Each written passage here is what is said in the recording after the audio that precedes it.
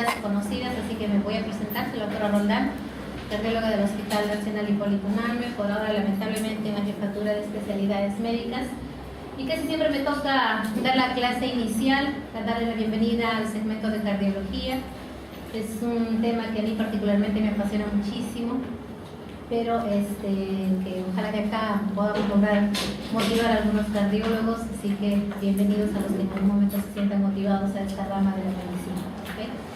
El tema de hoy es una introducción a la semiología cardiovascular. Ahora se está aclarando un poquito más, entonces no es tema de las diapositivas, no sé qué será exactamente. Y cuando uno piensa en examen cardiovascular, usualmente nos encontramos, aquellos sobre todo que no les gusta mucho la cardiología, pues se atolondran y lo único que tienen a pensar es en el famoso soplo mitral, ¿no? Entonces, o a veces inclusive uno lee las historias clínicas de quienes hicieron inicialmente la historia clínica y ni siquiera reportan absolutamente nada de cardiología, parece que el paciente tuviera agenesia cardíaca inclusive, ¿no? Entonces, todo esto significa para mucha gente a veces un poco tedioso, un poco pesado, nos alarmamos, nos asustamos, hay soplos, no hay soplos, y es todo un laberinto que al final no sabemos por dónde empezar ni por dónde salir. Pero el tema no es tan complejo como aparenta, ¿no? Ustedes ya han pasado por la rama de semiología. Esta clase no es necesariamente un resumen de toda semiología, sino algunos tips, como siempre les digo a los muchachos, que les vaya a servir en la introducción, en la parte de evaluación clínica de los pacientes que padecen enfermedades cardiovasculares. Entonces,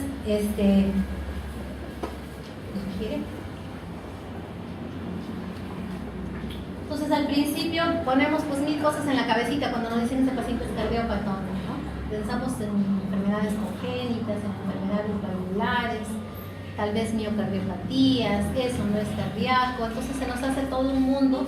Y en realidad, como les decía, todo es una secuencia que tenemos que seguir igual que en cualquier otra especialidad de la medicina. Entonces al principio, eso es un problema serio, pero como les decía, es todo siguiendo el esquema que se hace en un examen normal de un paciente con otras patologías. Entonces iniciamos con una historia clínica que sí tiene que ser bastante prolija, bastante específica. Al principio ustedes van a tratar de que el paciente les detalle o les explique la sintomatología por la cual acude y ustedes le ayudarán posteriormente. Luego de eso viene el examen físico y posteriormente los exámenes auxiliares. Entonces, esta clase básicamente vamos a tratar un poquito sobre lo que es la historia clínica y el examen físico, un recuerdo, como les digo, porque ustedes vienen más fresquitos que yo de la clase de semiología o del curso de semiología. Entonces, ¿cómo empezamos en la historia clínica? Igual que con todos los pacientes, después de haber hecho la anamnesis adecuada y todo lo demás, tenemos que precisar el motivo de la consulta. ¿Por qué viene básicamente el paciente? ¿Viene por disnea? ¿Viene por dolor torácico? ¿Viene por palpitaciones? ¿Viene una mezcla de síntomas, etcétera? Entonces, el motivo por el cual el paciente acude es obviamente el motivo fundamental de la historia clínica. Para eso tengo que diferenciar claramente si estoy en una sala de emergencias o no, si el paciente está críticamente comprometido o el paciente está estable, para de acuerdo a ello pues actuar rápidamente. Muchas veces probablemente no podamos hacer una historia clínica detallada, pero podríamos, de acuerdo al caso, precisar algunos detalles y algunos puntos que nos van a ayudar a definir básicamente la patología del paciente y comprender si tengo que correr o no tengo que correr, porque muchas patologías cardiovasculares, muchas patologías cardíacas o cardiovasculares en general, lamentablemente tienen inminencia de muerte cuando están descompensadas. Entonces, en muchos casos no tenemos mucho tiempo para actuar. Te preguntaré sobre la enfermedad actual del paciente, desde cuándo empezó, fue evolutivo, progresa, no progresa, aumenta, no aumenta, desaparece, no desaparece por momentos, etcétera, etcétera. Entonces tengo que precisar tiempos de enfermedad, intensidad, etcétera, de todo lo que el paciente trae. Antecedentes de la enfermedad actual, qué patologías ha tenido previamente, si hay patologías asociadas o no en forma general. Y en cardiología también es importante precisar los antecedentes familiares. Recordar que muchas patologías tienen tendencia familiar o tienen tendencia a ser hereditarias. En cuanto a los síntomas, estos son la mayoría de síntomas o los más frecuentes con los que acude un paciente a consulta: dolor torácico, disnea, ortonea, disnea paroxística nocturna, fatiga, ¿no? Síntomas de bajo gasto, de repente palidez, a veces confusión, etcétera, etcétera, ¿no? El paciente viene con náuseas, el paciente viene con reposo, o el paciente muchas veces viene aparentemente asintomático y puede ser a veces un hallazgo casual en un examen de rutina, como ahora, por ejemplo, últimamente se está haciendo muchos exámenes, sobre todo en deportistas, en gente que labora en las diferentes empresas serias, los paciente asintomático que está con una patología cardíaca. ¿Qué tenemos que hacer? Precisar las características de cada sintomatología con la que venga el paciente. Sobre todo el dolor torácico, por ejemplo, que es la causa más frecuente de consulta, sobre todo en las salas de urgencias, tenemos que ver qué tipo de dolor presenta, qué intensidad tiene ese dolor, cómo empezó, a qué hora empezó, en qué momento se hizo más fuerte, hay factores que lo desencadenan o no, hay factores que lo calman, posiciones que lo calman, etc. Entonces tengo que ser muy prolija en la investigación del dolor torácico. Un punto importante a determinar es, por ejemplo, cuando ustedes están asistiendo a un paciente con síndrome coronario agudo, las horas de evolución determinan muchas veces lo que vamos a hacer con el paciente. Si un paciente con síndrome coronario agudo viene a la emergencia y les dice, por ejemplo, hace 3 días estoy con dolor de pecho y ustedes en el electrocardiograma encuentran cambios dinámicos, pensarán que es hace 3 días exactamente que está con infarto. Probablemente no. Un infarto no dura 3 días, ¿no es cierto? Probablemente está teniendo dolores episódicos que luego han calmado, que luego están insistiendo. En el caso de síndrome coronario agudo, el momento de máximo dolor es la hora 0.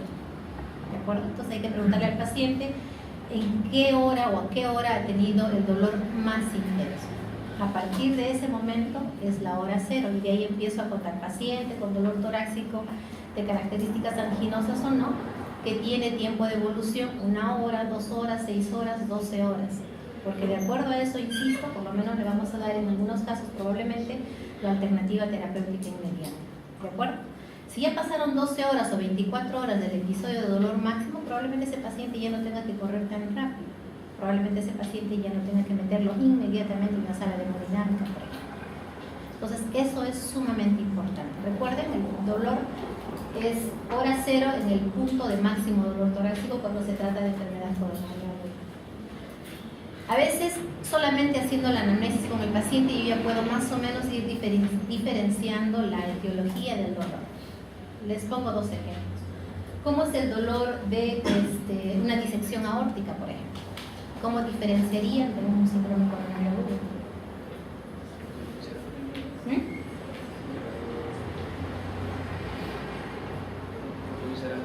¿Perdón? Digo fuerte, ¿No lo visceral irradiado al abdomen? No necesariamente. La característica del dolor anginoso suele presentarse usualmente a algún estímulo. ¿Ok? O hace mucho frío, o el paciente comió recientemente, o ha hecho algún grado de esfuerzo, y eso empieza a producir dolor que va increciendo, aumentando. A diferencia del dolor que ocurre por la disección aórtica. Es un dolor que inicia súbitamente, bruscamente, y ese es el punto de máximo dolor. Y de ahí más bien empieza a decrecer un poquito. Entonces, como esas precisiones, sobre todo, por ejemplo, el dolor torácico, ya más o menos me puede ir orientando hacia la patología que tenga el paciente. A veces no todo es tan claro como lo describe aquí. A veces tenemos características de dolor que pueden ser muy confusas.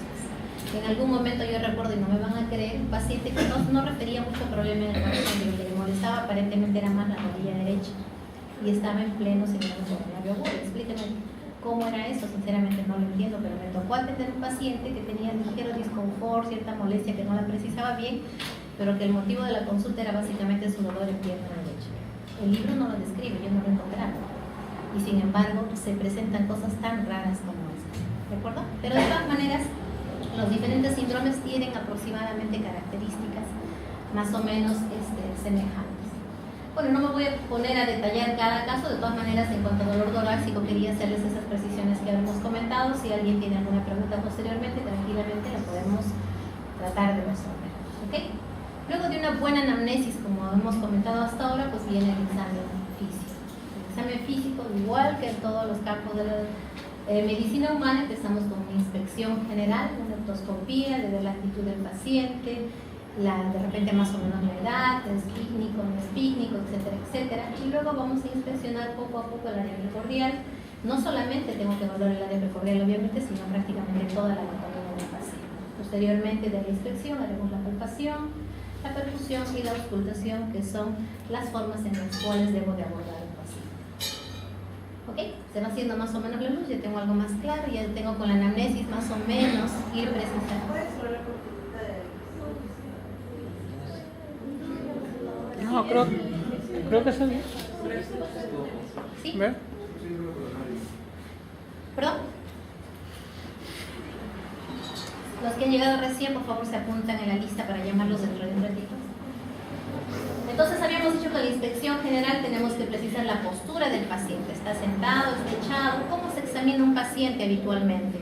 Si es que está en posición de cúbito dorsal, por el lado derecho, etcétera, etcétera. Entonces, es lo mismo en cardiología, exactamente lo mismo. Entonces, evalúo la postura del paciente, el hábito constitucional, delgado, obeso, etcétera, etcétera. La coloración de la piel y de las mucosas es sumamente importante en los pacientes, sobre todo en los pacientes que están hemodinámicamente inestables. Presencia de edemas o no, en qué localización están los edemas, si hay o no hay dificultad respiratoria, etcétera, etcétera, etcétera. Entonces, con una inspección general, puedo también ya irme dando idea más o menos de qué paciente estoy. Entonces, esta foto la han visto 100 veces, me imagino.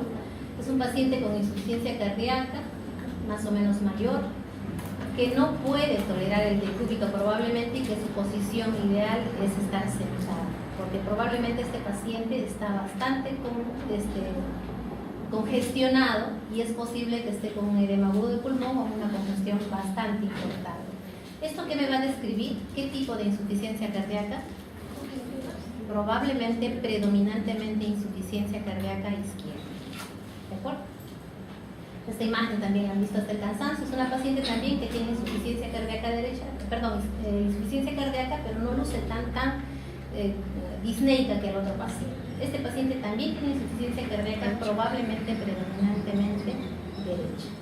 No siempre es solo derecha, solo izquierda, a veces son mixtas, pero de acuerdo a lo que estamos evaluando en el paciente, básicamente edemas por todo lado, prácticamente estén en la sarga. Es posible que la patología predominante que la lleve a este estado sea una patología de insuficiencia cardíaca con predominancia de alteraciones de las cámaras derechas. Y al final todavía seguimos viendo en los hospitales pacientes que vienen en caquexia cardíaca totalmente adelgazados, totalmente desnutridos por una enfermedad de larga data, por una enfermedad que usualmente nos lleva a este grado extremo de enfermedad. Todavía lo seguimos viendo, lamentablemente nuestro sistema de salud no es el ideal y seguimos observando aún la historia natural de muchas enfermedades crónicas. Habíamos hablado de la piel y las mucosas, cianosis característica, cianosis central probablemente característica, los famosos dedos en palillo de tambor. ¿Esto qué me refleja?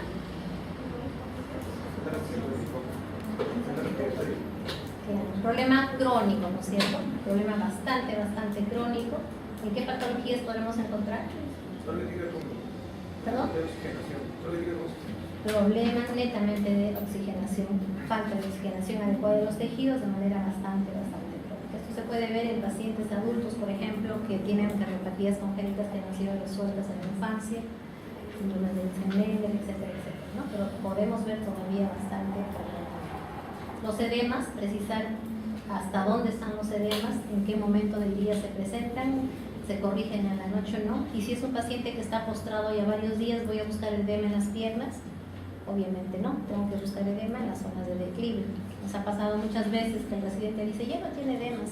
Ah, qué bien, ya está el paciente y todo el edema está en la región sacra y en la espalda. Entonces, no se confíen en los pacientes que están echados mucho tiempo de que cuando fundió edemas de los pies, ya se solucionó el problema. ¿De acuerdo? La famosa ingurgitación yugular, que también tenemos que precisarla. ¿Cómo se observa la ingurgitación yugular con el paciente totalmente en decúbito dorsal? No, tiene que tener un ángulo aproximadamente de 30-45 grados hacia abajo, ¿cierto? O sea, si está totalmente en decúbito dorsal, no es ingurgitación yugular. No vayan a cometer ese pequeño error. Ok. Luego seguimos con la inspección del área precoz. Ese es el tema del equipo, ¿eh? Porque por momentitos se ve bien y por momentitos se ve así opaco. Entonces vamos a precisar particularmente en la inspección del área precordial si voy a encontrar impulsos, se ve algún grado de danzas arteriales, de repente hay alguna deformación cardíaca, ¿no? Pectus excavatum, otras deformaciones que puede haber en tórax, que si las encuentro obviamente me denotan una patología de repente de fondo de muy larga evolución y probablemente desde los inicios de la vida de ese paciente, ¿no? Deformaciones torácicas básicamente serán pacientes que tienen cardiopatías que no han sido resueltas en la infancia.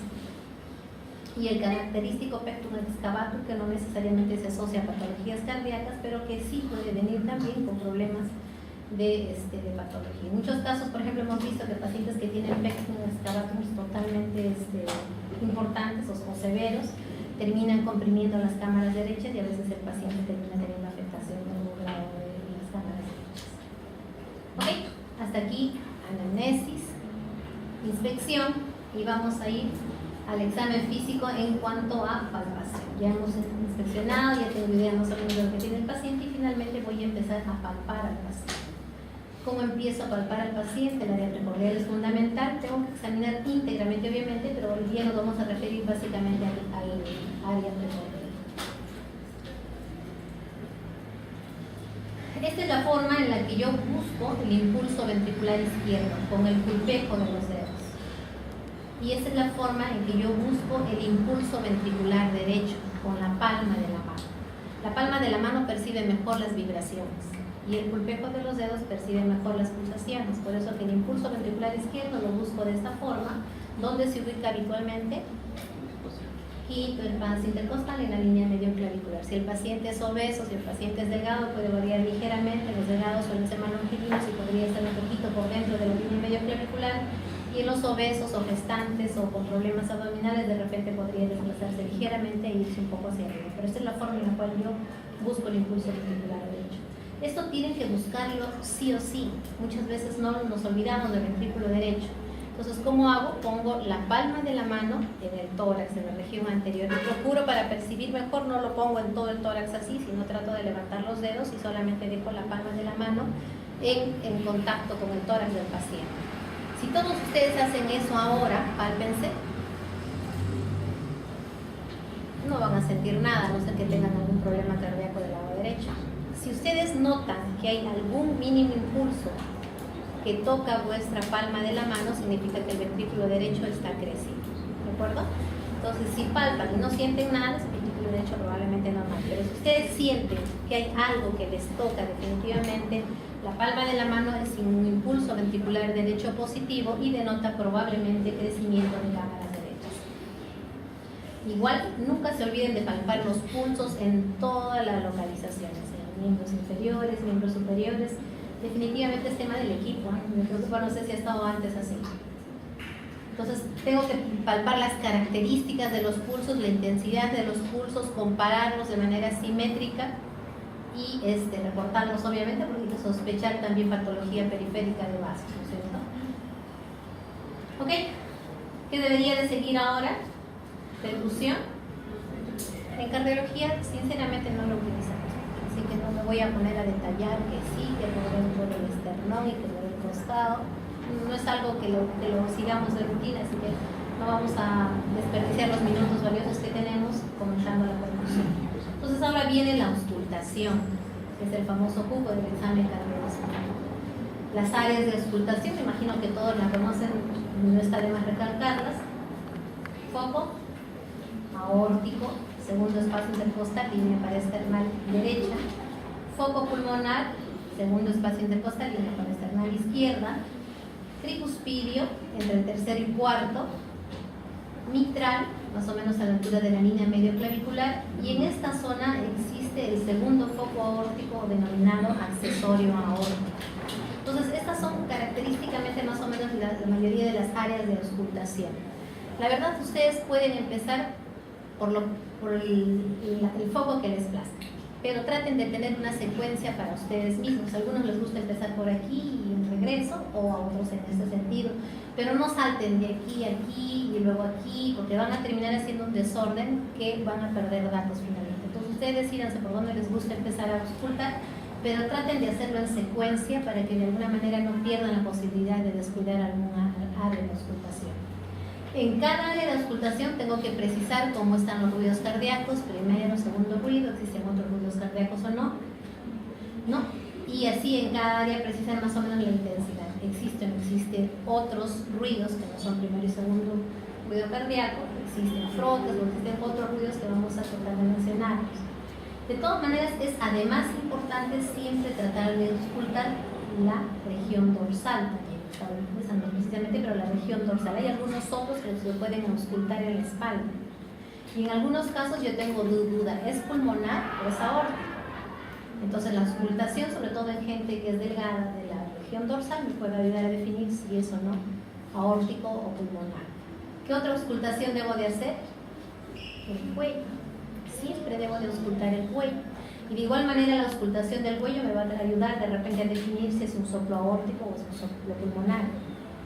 ¿Cuál de los soplos se va al cuello? El problema aórtico se va al cuello. Si yo ausculto en esta zona y estoy medio en duda, parece accesorio, parece pulmonar, me voy al cuello. Y si lo escucho en cuello, es problema aórtico. Si no lo escucho en cuello, es probablemente problema pulmonar. Y si el paciente es delgado, me voy a auscultar la porción dorsal y probablemente lo voy a auscultar en la región dorsal. Entonces será un soplo de etiología pulmonar. ¿De acuerdo? Listo. Esta historia de los soplos no es tan complejo como parece. Simplemente recordar y tener muy claro lo que es el ciclo cardíaco.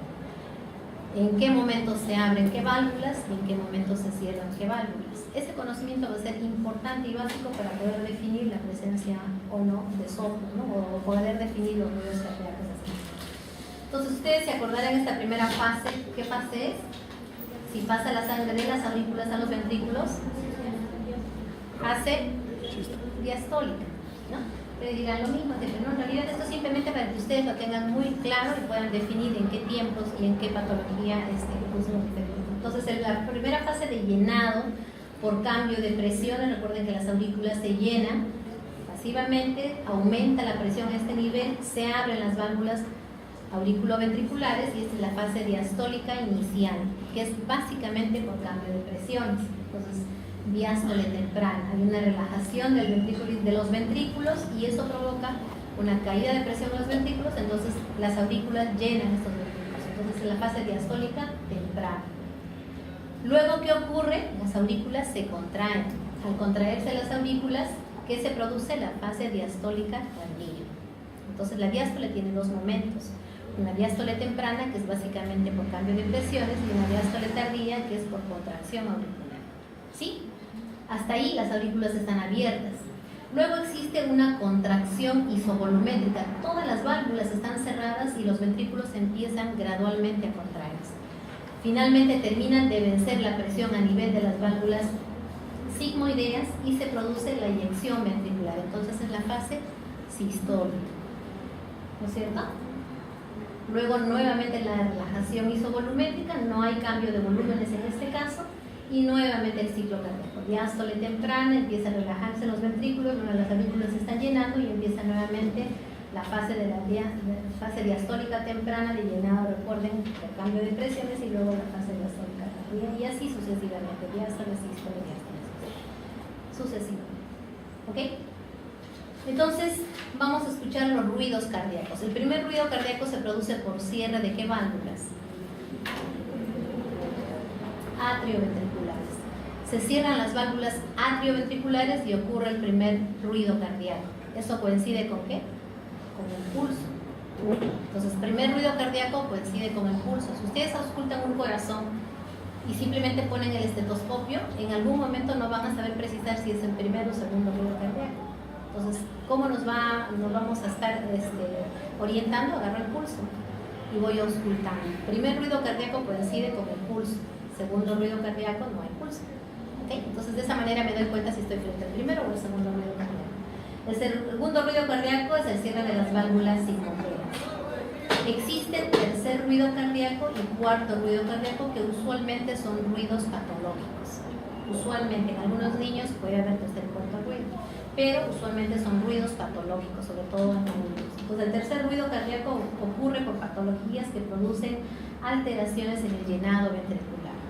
Y el cuarto ruido cardíaco ocurre por patologías que producen pues una sístole auricular dificultosa y que eso provoca realmente un ruido agregado, ¿ya? Entonces tenemos primer ruido, segundo ruido, que son normales, tercero y cuarto que usualmente suelen ser patológicos, ¿no? Entonces uno puede escuchar primero, segundo, tercero y tiene esa onomatopeya, o cuarto, primero y segundo y tiene esa otra onomatopeya. Luego, los ruidos cardíacos hasta el primero, segundo, tercer, cuarto es lo único que podemos escuchar, ¿no?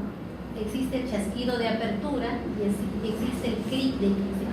En ambos casos son por patología valvular, en ambos casos probablemente las válvulas están flexibles, pero en el chasquido de apertura el problema es que esas válvulas están fusionadas, con algún grado de flexibilidad, pero ya fusionadas, por eso se denomina chasquido de apertura. Y el clic de eyección ocurre en las válvulas sigmoideas, que lo que producen es una alteración al vaciamiento básicamente del ventriculo. Entonces, chasquido de apertura en las válvulas atrioventriculares y clic de eyección en las válvulas sigmoideas. ¿Ok? Listo, se va haciendo más claro el panorama, si recuerdo desde ese punto de vista. ¿Y por qué se producen los ruidos cardíacos, los soplos cardíacos? Usualmente el flujo de la sangre es laminar cuando no hay problemas y no produce ruido. Cuando hay alguna turbulencia dentro del corazón producida por diferentes patologías, esa turbulencia se ausculta, se escucha como un soplo cardíaco. Entonces hay soplos que son de eyección o por obstrucciones de determinadas estructuras, o hay soplos de insuficiencia por falla de algunas otras estructuras. Entonces vamos a tener soplos de regurgitación y soplos eyectivos, ¿no? Entonces los soplos ocurren, como digo, por fenómenos que producen turbulencia dentro del corazón. Aperturas inadecuadas, cierre valvular incompleto, comunicaciones o shunts o aperturas de orificios donde no deben de haber, velocidad circulatoria incrementada, por ejemplo cuando un paciente está con sobrecarga hemodinámica o sobrecarga de volumen. La anemia también puede provocar en algunos casos soplos cardíacos. Entonces, haciéndolo un poquito más fácil, tenemos soplos sistólicos, soplos diastólicos o soplos continuos. Los soplos sistólicos pueden ser de eyección o de regurgitación, y uno solo auscultándolos nos vamos a dar cuenta si son de eyección o son de regurgitación. Los de eyección suelen ser ásperos, rudos, y los de regurgitación suelen ser también de un tono suave.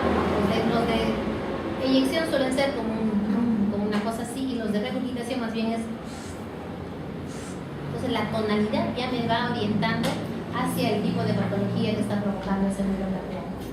Y los soplos diastólicos también pueden ser soplos de llenado, que también son de características ásperas y rudas, o de regurgitación de igual manera. Y nos ayude en este caso a saber si es sistólico o diastólico, siempre el pulso.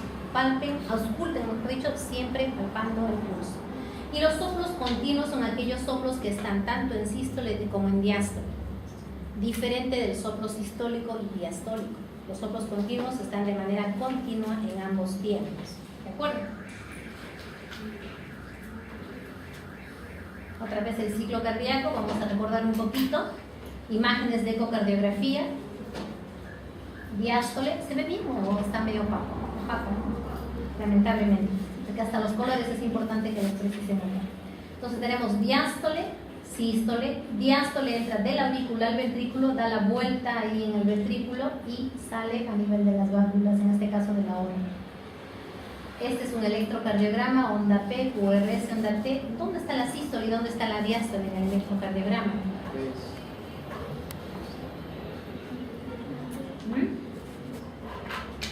¿Cuál es la sístole y cuál es la diástole en el electrocardiograma? La P es la despolarización. La P es despolarización. ¿Quién se atrevería a decirme de aquí a aquí es sístole, de aquí a aquí es diástole? ¿Quién se atrevería? ¿Qué es la onda P? La onda P es la... ¿Onda P? Claro, se despolariza el nodo, pero ¿qué ocurre para que se produzca la onda P? Contracción auricular. La onda P refleja contracción auricular. Existe un tiempo de retraso entre el nodo sinusal y el nodo auriculoventricular y luego se despolarizan los ventrículos, ¿de acuerdo? Entonces esto es contracción auricular, despolarización ventricular, relajación del ventrículo izquierdo a nivel del sistema eléctrico. Entonces, ¿dónde está la sístole y dónde está la diástole?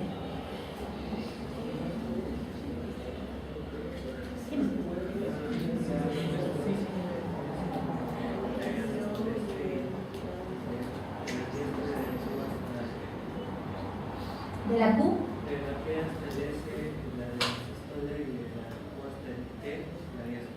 Ya, de la P hasta aquí dirías la sístole. Y de la Y del resto, y de acá para acá la diástole. Q a la T la diástole. Casi, mejor lo vamos a ver, ¿de acuerdo? Entonces, acá vamos a graficar las ondas que ocurren a nivel, estas son presiones a nivel de la aorta. ¿Qué cólera? No se ve muy bien, de verdad, lamentablemente se aprecia que aquí hay unas líneas rojas, estas eran rojas porque no se ven absolutamente nada, y las líneas amarillas es la presión de los ventrículos, ¿okay?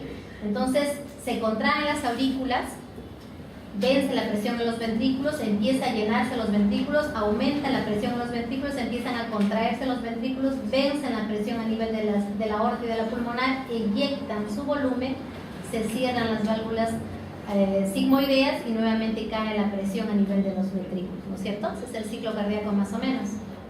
Y con imágenes de ecocardiografía, miren cómo vamos a precisar dónde está la sístole y dónde está la diástole. Entonces ustedes me dirán, ¿la onda P es sístole? No, es la fase tardía de la diástole. Hace un rato les dije, existe fase inicial de la diástole, que es por cambio de presiones, y la fase tardía de la diástole es contracción auricular. Se contraen las aurículas y termina de llenar los ventrículos. Entonces la onda P pertenece a la fase diastólica. Luego, ¿quién se contrae? Los ventrículos. Se manda el impulso a nivel de los ventrículos y los ventrículos empiezan a contraerse gradualmente. Entonces esa es la fase sistólica. Pero miren cómo el electrocardiograma antecede por milisegundos a la contracción ventricular total. ¿Okay? Acá se están contrayendo, se está enviando el impulso eléctrico a nivel de los ventrículos empiezan a contraerse, ¿no? Entonces de la fase sistólica plena, donde el ventrículo inyecta su volumen. Este es el septum interventricular, esta es la pared posterior del ventrículo izquierdo, esta es una imagen en modo M, y veo cómo las paredes del ventrículo se acercan en la sístole, se alejan en la diástole, se acercan en la sístole, se alejan en la diástole. ¿De acuerdo? Entonces, más o menos para tener claro cómo es el fenómeno del ciclo cardíaco. De verdad que me da mucha pena que no tengan, que no se vean bien la diferencia de colores. Aquí hay una línea roja que es más o menos las presiones en las aurículas. Luego, con esta imagen que la voy a dejar aquí básicamente, miren cómo la sangre, estas imágenes que ven al fondo es el Doppler, imagen de Doppler con ecocardiografía, y vemos cómo la sangre sale por la aorta y se dibuja un gráfico hacia abajo. Y el tiempo de llenado diastólico es el que les decía que tiene dos tiempos, llenado pasivo y luego llenado por contracción auricular. Onda E, onda A, llenado mitral, y llenado, salida, mejor dicho, de la sangre de los ventrículos hacia abajo. Esos conceptos hay que tenerlos bien claros, esto es lo pertisular, pero viene el caso en este caso. Y con eso me va a ser un poquito más fácil determinar o precisar la patología en el corazón. Entonces, ¿dónde están los ruidos cardíacos acá? Este es rojo según mi gráfico. Acá también abajo el rojo según mi gráfico y el verde. ¿Dónde están los ruidos cardíacos? En este esquema. Esta es presiones a nivel de los ventrículos. ¿Okay? Durante la fase sistólica, ¿quiénes están abiertos y quiénes están cerrados? ¿Qué válvulas están abiertas y qué válvulas están cerradas? El primer ruido cardíaco era por cierre de... Por cierre de... Atrioventriculares. Al inicio de la sístole están cerradas, ¿quiénes? Las atrioventriculares, las que se están abriendo son las sigmoideas. Entonces, el primer ruido cardíaco, ¿dónde estará? Aquí hay una línea roja, se los cuento nada más. Aquí hay una línea roja. Entonces, el primer ruido cardíaco estará al inicio de la sístole. Por consiguiente, después del primer ruido cardíaco viene la sístole. Primer ruido cardíaco coincide con ¿quién? Con el pulso. Les recalco esto para que ustedes vayan examinando a los pacientes de esa manera, ¿okay? El segundo ruido cardíaco, ¿dónde estará? ¿El cierre de qué válvulas? Sigmoideas. ¿Dónde se cierran las sigmoideas? Termina de pasar el volumen que sale durante la sístole y a esta altura más o menos empiezan a cerrarse las válvulas sigmoideas. Por consiguiente, el segundo ruido cardíaco estará más o menos en esta zona. Primer ruido, segundo ruido. Tercer ruido, ahorita lo vamos a ver. Aquí corresponde al cuarto ruido, que era básicamente por alteraciones de la contracción auricular. Y finalmente el cuarto ruido viene en esta posición donde es por alteraciones en la distensibilidad del ventrículo izquierdo. Entonces primero, segundo, tercero, cuarto ruido. Primero, segundo, tercero, cuarto ruido. ¿De acuerdo? Estos gráficos los voy a pasar un poquito rápido, no sé si se ven, lamentablemente acá los colorcitos tenían que ver con el asunto. ¿No podemos arreglar eso? ¿Ah?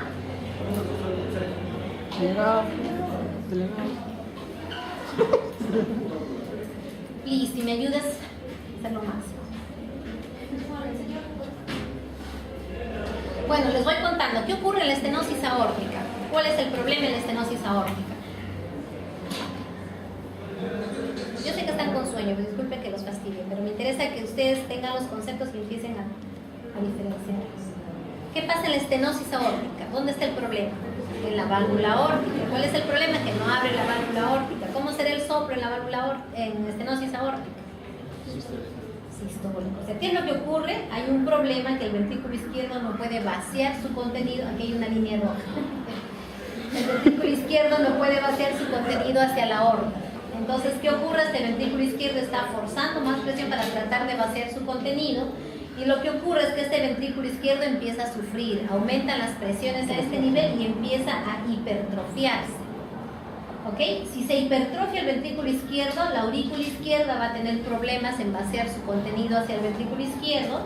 Y acá cambió de color, porque el ventrículo izquierdo empieza a hipertrofiarse. La aurícula izquierda también se da cuenta de que existe mayor presión en el ventrículo izquierdo y empieza a crecer. No hay forma de darlo. Ok, entonces la aurícula izquierda empieza a crecer, las venas pulmonares no pueden vaciar su contenido a nivel de la aurícula izquierda y así sucesivamente en el capilar empieza a incrementar las presiones y empieza a ocurrir hipertensión pulmonar.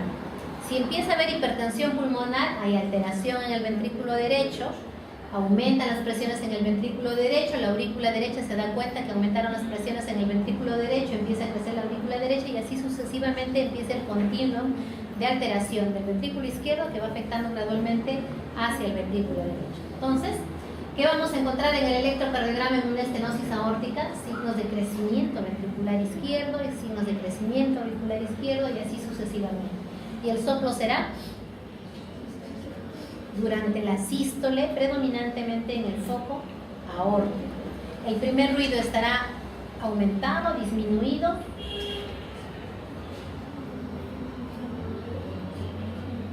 El primer ruido estará aumentado, disminuido.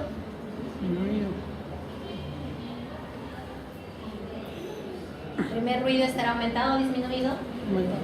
El primer ruido, ¿quiénes son? Aurículo-ventriculares. Probablemente no pase nada con ese ruido. El segundo ruido estará aumentado, disminuido. Aumentado, ¿por qué? Si hubiese hipertensión pulmonar, probablemente.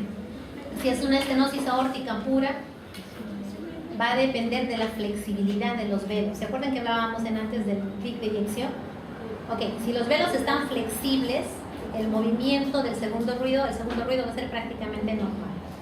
Si los velos ya no están flexibles y esos velos están calcificados, esclerosados, el segundo ruido va a estar bastante apagado. ¿De acuerdo? Miren que no estoy inventando la pólvora, simplemente les estoy contando lo que ustedes ya saben. Entonces, en la estenosis aórtica, ¿dónde estará el soplo? Primer ruido, segundo ruido, tercero, cuarto ruido. ¿Dónde estará el soplo? Después del primer ruido, después del segundo ruido. Parecía fácil, ¿no es cierto? Ya los atolondré. Ese era el plan, hacerlos pensar. ¿Dónde está el soplo de la estenosis aórtica? En sístole, en diástole, facilito. En sístole. ¿Dónde está la sístole en este ciclo cardíaco? Entre el primero y el segundo ruido. Entonces, el soplo de la estenosis aórtica, nunca se olviden, tiene la forma romboidal y ocurre entre el primero y el segundo ruido. ¿Ya? ¿Qué pasará con la insuficiencia aórtica? No estoy haciendo semiología global, me imagino que esto ustedes lo van a tratar mejor cuando hagan patologías ventriculares o ya lo hicieron antes. ¿Qué pasará en la insuficiencia aórtica? ¿Dónde está el problema? ¿Dónde estará el problema? La aorta es insuficiente. ¿Qué hace? se cierra. ¿Qué hace? Hace que el volumen regrese al ventrículo izquierdo. Me olvidé de decirles antes, cuando hay estenosis aórtica, ¿qué ocurre? El ventrículo trata de vencer, ¿no es cierto?, esa obstrucción. ¿Qué ocurre? Se hipertrofia. ¿Crece? No, se hipertrofia. ¿El impulso ventricular izquierdo estará desplazado en la estenosis aórtica? No, porque la hipertrofia inicialmente es concéntrica. Entonces el impulso ventricular izquierdo va a estar en su lugar. En la insuficiencia aórtica, al contrario, lo que está pasando es que me está regresando volumen al ventrículo izquierdo, ¿sí? Entonces el ventrículo izquierdo se dilata y el impulso ventricular izquierdo se desplazará. ¿De acuerdo? El soplo será diastólico. Soplo diastólico. ¿En qué foco? Obviamente el aórtico, o a veces se escucha mejor en el accesorio aórtico. Entonces se dilata el ventrículo izquierdo, la aurícula izquierda nota que el ventrículo izquierdo está dilatado, se empieza también a crecer, aumentan las presiones en ambas cavidades y así sucesivamente. Lo que era patología inicialmente del ventrículo izquierdo empieza a complicar el lado derecho y finalmente termina produciendo hipertensión pulmonar, ¿no? Esos casos todavía los seguimos viendo. Si ustedes notan, acá había unas flechitas que iban poco a poco. Habían, yo las veo perfectamente, acá están rojas, hermosas. Pero bueno, de así es más o menos el continuum de la afectación de una insuficiencia aórtica que en este caso no ha sido correcta. El soplo de la insuficiencia aórtica será en diástole. ¿Después de qué ruido? Después del segundo ruido, y tiene usualmente esa característica. ¿De acuerdo? Y tiene una característica de... Se escucha así más o menos la insuficiencia aórtica. Si tengo patología estenótica y además de insuficiencia, que es muy frecuente porque las estenosis no son puras usualmente, hay un grado de insuficiencia, entonces voy a escuchar soplo sistólico y soplo diastólico. Esto será un soplo continuo. No, este es un soplo sistólico más un soplo diastólico, no es un soplo continuo. Ok, ¿qué pasará en la estenosis mitral?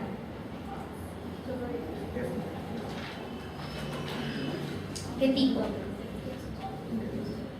¿Regurgitativo o inyectivo?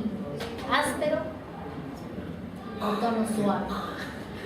Exacto, en la estenosis mitral lo que ocurre es un tono áspero, rudo, y lo que ocurre es que en la estenosis mitral la aurícula izquierda no puede vaciar su contenido hacia el ventrículo izquierdo. ¿Quién empieza a crecer? ¿Quién se afecta? Estenosis mitral pura, digamos, para no confundirnos mucho. ¿Quién crece? Aurícula. El problema está aquí. Acá había una línea rojita bien bonita. Entonces esta es la aurícula izquierda y el ventrículo izquierdo. La aurícula izquierda no puede vaciar su contenido hacia el ventrículo izquierdo, y la que empieza a crecer es la aurícula izquierda, y así sucesivamente toda la vuelta. ¿El ventrículo izquierdo estará alterado o no en la estenosis mitral? No le pasa nada. El ventrículo izquierdo está normal, el impulso ventricular izquierdo estará normal. ¿Ok? Voy a dar una vuelta todas las flechitas que iban retrocediendo. Entonces en la estenosis mitral el soplo estará diástole, en la fase diastólica, y cuando tiene esta característica es que el paciente todavía está en ritmo sinusal. Si el paciente ya no está en ritmo sinusal, ya no tiene esta característica. ¿Ok? Primera fase diastólica, segunda fase diastólica. Cuando el paciente está en sinusal. Los pacientes con estenosis mitral, por el mismo crecimiento auricular izquierdo que hacen, cursan con mucha más frecuencia con fibrilación auricular. Un paciente que encuentro con fibrilación auricular tengo que buscar sí o sí estenosis mitral. En la insuficiencia mitral, para ya no remarcarles acá, el problema es que la sangre regresa del ventrículo izquierdo hacia la aurícula izquierda. La aurícula izquierda crece y como también se contrae y le devuelve el contenido, está que se tira el flujo de aquí para aquí, de aquí para aquí, y el ventrículo izquierdo también crece. Entonces va a haber dilatación ventricular izquierda, dilatación auricular izquierda, y esos son los impulsos que uno encuentra desplazados y más o menos con un tono alto. ¿De acuerdo?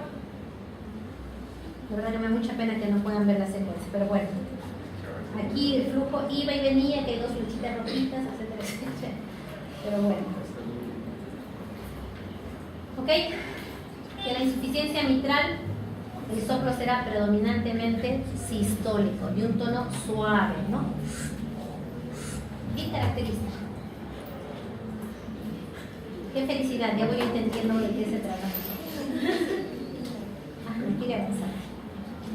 Luego, hasta acá ya tenemos, ¿no? Una anamnesis, inspección, palpación, auscultación, y luego ya con todos estos datos que he acumulado, yo empiezo a tener sospechas diagnósticas, ¿no? Ya voy separando mi patología, será valvular, será congénita, será insuficiencia derecha, izquierda, qué sé yo, y luego voy pidiendo los exámenes auxiliares. La electrocardiografía no ha perdido vigencia, por el contrario, es de extrema utilidad. Entonces, ¿qué es lo que primero le pido al paciente? Obviamente el electrocardiograma, y como ya sé leerlo muy bien, me va a dar datos sumamente importantes para la evaluación del paciente. Las placas radiográficas de igual manera siguen siendo de suma utilidad, y la ecocardiografía, vamos a ver unas imágenes ahora, con todo el advenimiento de la tecnología, pues nos trae cada vez datos extremadamente precisos. La prueba de esfuerzo, perfusión miocárdica, la resonancia magnética también ahora está ya teniendo mucho campo, digamos, en el diagnóstico de patologías cardíacas. Todas se suman, una no es mejor que la otra, una no excluye la otra. Todos estos exámenes auxiliares, dime, se suman. ¿Por qué no las encima? ¿Perdón? ¿Por qué dijo de no las encima? Porque estoy utilizando básicamente los exámenes de laboratorio en general cardíaco. Las enzimas cardíacas son muy útiles, pero también hay que saberlas pedir en qué momento determinado. Así que eso me imagino que lo van a tratar en la clase, obviamente. Acá no he tocado nada de laboratorio, porque no solamente pides enzimas, ¿no? Tienes que pedir toda una serie de perfil hepático, perfil lipídico completo, función renal, electrolitos, que ya no lo estoy tocando porque obviamente sería muchísimo más largo y complejo tener que tratar. El electrocardiograma, simplemente para resaltarles cuáles son las ondas. Acabamos de conversar qué cosa es la onda P, qué cosa es la contracción, etcétera, etcétera. Estas son las ondas características. Tenemos que saber leer obviamente cada onda, cada segmento, conocer sus parámetros de normalidad y de acuerdo a eso sacarle el máximo provecho al electrocardiograma. Es importante precisar si el electrocardiograma está hecho con síntomas, por ejemplo con dolor o sin dolor. Chicos, yo sé que están cansados, ya estoy terminando. ¿Ya? Pero unos segunditos me aguantan y ya terminamos todos. ¿Listo? A la lista no me la pasaron. La lista. ¿Se han apuntado todos? La onda U es normal o no es normal. Creo que está de capa caída. La onda U es normal o no.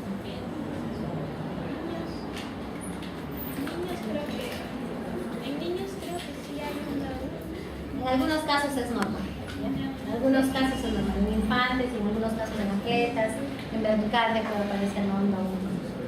Pero no es clase de electrocardiografía, le voy a decir la verdad. La placa radiográfica, pues esta cosa ya es algo extremadamente grosero, ¿no? Cualquiera que lo vea, si tiene problema cardíaco, okay. Pero no solamente hay que precisar cardiomegalia, no cardiomegalia, en realidad la placa radiográfica nos da muchos datos, inclusive de la condición hemodinámica del paciente. Espero que lo hayan estudiado hasta el cansancio, tiene diferentes segmentos, arcos, hay que ver todos los campos pulmonares, están exangües o no, están congestionados o no, hay redistribución de flujo, hay hiperflujo, etcétera, etcétera, y todo eso ya nos da datos importantes para precisar el diagnóstico, ¿no? Y bueno, la ecocardiografía, que ahora pues todo el mundo quiere aprender primero eco antes que el electro, y en realidad nos aporta datos, sí es cierto, sumamente importantes, pero recordar que sigue siendo operador dependiente. En realidad quien tenga experiencia nos va a dar datos extremadamente importantes. Esta es una imagen cuasi normal o normal, ventrículos arriba, aurículas abajo. Esta es una imagen apical con el transductor en la punta del corazón, por eso que se ve un poco así de cabeza.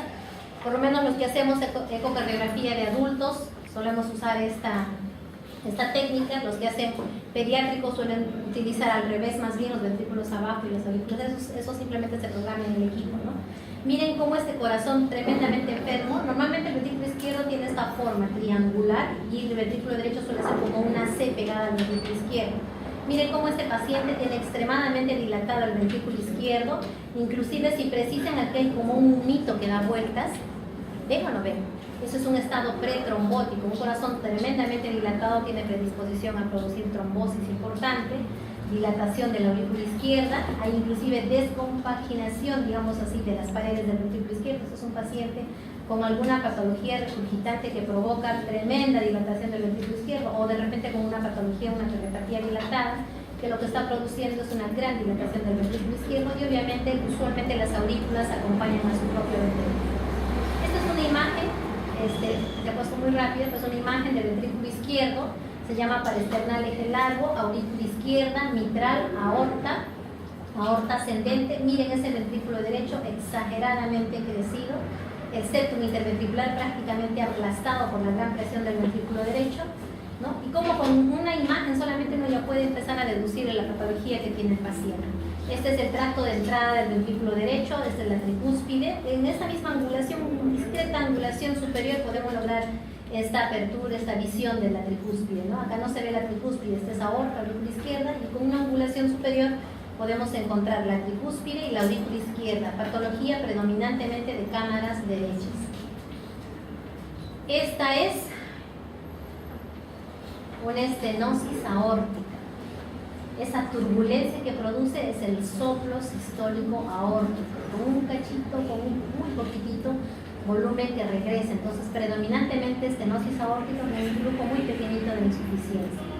Esta es una gran insuficiencia mitral. Esas válvulas prácticamente no compactan, y miren cómo la sangre regresa con fuerza, casi inclusive hasta las venas pulmonares, provocando dilatación auricular izquierda, dilatación ventricular izquierda. Estenosis aórtica, hipertrofia, ¿no? Y aquí hay más bien dilatación. Este es el flujo con Doppler, colocado en la posición aórtica, aumento de velocidades importantes, y este es el Doppler colocado a nivel de la válvula mitral, la insuficiencia mitral importante. El Doppler, flujos hacia arriba se acercan al traductor, flujos hacia abajo se alejan. Es en el Doppler color. Acá una gran insuficiencia aórtica, miren, casi ocupa todo el tracto de salida del ventrículo izquierdo, una tremenda insuficiencia aórtica que si jalo el color probablemente llega hasta la punta, una gran insuficiencia mitral. En algunos casos se acuerdan de la neumonía, las imágenes, tumor fantasma inclusive, a veces ocurre por esto, porque el chorro de insuficiencia se va a uno u otro determinado vena pulmonar. Esta es una imagen subcostal, comunicación interauricular. Esta es una imagen de 4 cámaras angulado, comunicación interventricular subaórtico. ¿Cómo es el soplo acá? Comunicación interauricular. ¿Cómo es el soplo? Ajá, ya tengo la lista, ¿Cómo es la comunicación interauricular el soplo? ¿En qué foco lo escucho? Se me estaba durmiendo. En el foco pulmonar. ¿Será soplo diastólico, sistólico?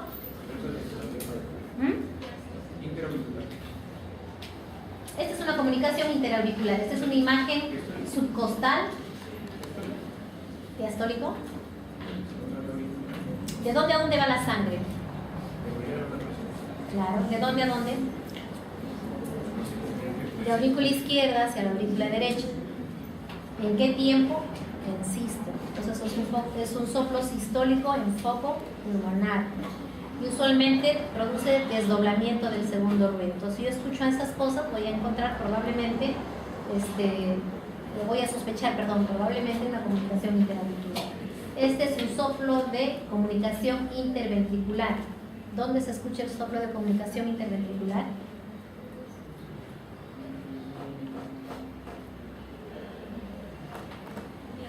Ese es el momento que me encanta, cuando todos despiertan. En mesocardio, ¿se acuerdan? En barra. Ese es el soplo de comunicación interventricular. ¿En qué fase? En fase sistólica. Y esta imagen, si no conocen todavía, esta es la aorta, esta es la arteria pulmonar con sus 2 ramitas, y de pronto que hay un chorro que regresa. Esto es ductus arterioso persistente. ¿Cómo es el soplo del ductus arterioso persistente?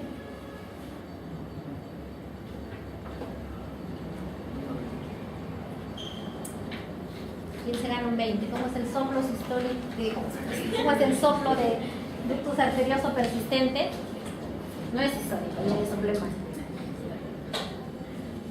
¿Cómo es el? Lo están viendo, ahí tienen el plagio. ¿Cómo es el soplo del ductus arterioso persistente? Simple, sin complicaciones. ¿Cómo es? Continuo. Y esa es una de las causas del soplo continuo. ¿Por qué? Porque acá no existe válvula. Y el flujo pasa tanto en sístole como en diástole de la aorta hacia la pulmonar. ¿De acuerdo? Entonces es uno de los ejemplos de soplo continuo. Una cosa es escucharlo y otra cosa es verlo. Acá está continuamente. Acá pasa durante la sístole. Y acá también pasa durante la sístole. ¿De acuerdo? Acá es un soplo continuo durante la sístole y durante la diástole. Bueno, estas son imágenes de ecocardiograma tridimensional. Ahora nos puede aportar pues imágenes impresionantes, los últimos ecos que hay. Uno puede hacer imágenes y dar detalles muy precisos, sobre todo a los cirujanos, por ejemplo, cuando van a hacer los pacientes sometidos sobre una válvula, esta es aórtica y esta es una válvula mitral con sus dos velos. Y uno puede hacer, miren, inclusive reconstrucciones tridimensionales, aurícula, ventrículo, válvula mitral, precisar detalles muy, muy precisos. Y podemos terminar inclusive aportándole estos datos, ¿no? Esta es una válvula aórtica y una válvula tricúspide reconstruida con las imágenes de eco 3D. La resonancia cardíaca, la resonancia magnética cardíaca también nos da datos muy, muy importantes. Ustedes dirán cuál es mejor, el eco o la resonancia. Recuerden que la mayoría de exámenes son básicamente complementarios. Yo diría que ninguno es mejor que otro. Bien, muchachos, ese era el plan de hoy. Espero que no se hayan dormido demasiado. Espero